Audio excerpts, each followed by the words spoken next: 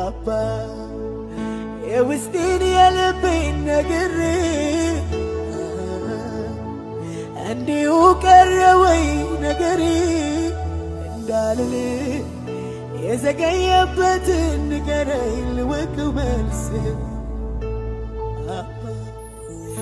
የውስጤን የልቤን ነግሬ እንዲሁ ቀረ ወይ ነገሬ እንዳልል የዘገየበትን ንገረኝ ልወቀው መልስ ከሰዎች ደብቄ ላንተ የነገርኩ ሚስጥሬን ጓዳዬን ገብቼ ታወቅኩ በአድራሻ ጌታ ጥያቄ ልኬያለሁ እኔም በአድራሻዬ መልስ እጠብቃለሁ